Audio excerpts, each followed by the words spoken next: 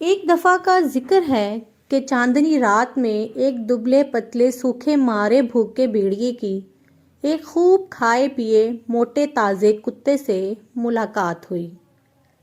سلام دعا کے بعد بھیڑیے نے اس سے پوچھا، اے دوست، تو خوب تر و تازہ دکھائی دیتا ہے۔ سچ کہتا ہوں کہ میں نے تجھ سے زیادہ موٹا تازہ جانور آج تک نہیں دیکھا۔ بھائی، یہ تو بتا کہ اس کا کیا راز ہے؟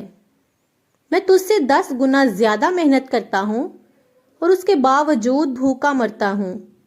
کتا یہ سن کر خوش ہوا اور اس نے بے نیازی سے جواب دیا، اے دوست، اگر تو بھی میری طرح کرے تو مجھے یقین ہے کہ تو بھی میری طرح خوش رہے گا۔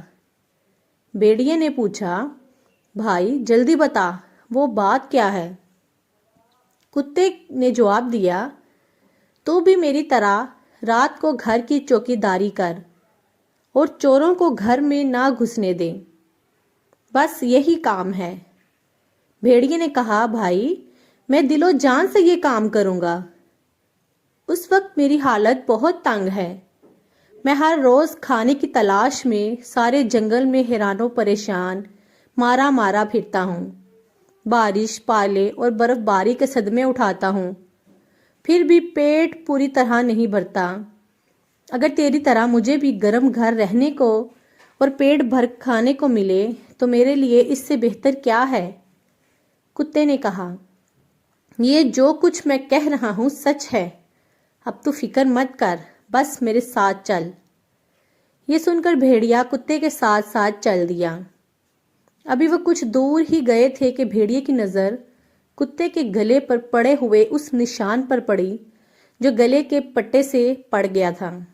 بھیڑیے نے پوچھا، اے دوست، تیرے گلے کے چاروں طرف یہ کیا نشان ہے؟ کتے نے کہا، کچھ نہیں۔ بھیڑیے نے پھر کہا، اے دوست بتا تو صحیح، یہ کیا نشان ہے؟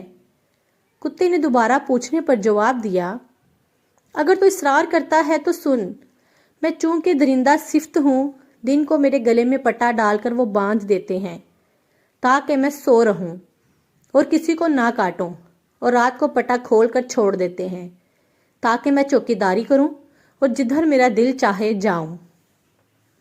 رات کو کھانے کے بعد میرا مالک میرے لیے ہڈیوں اور گوشت سے تیار کیا ہوا راتب میرے سامنے ڈالتا ہے، اور بچوں سے جو کھانا بچ جاتا ہے وہ سب بھی میرے سامنے ڈال دیتا ہے۔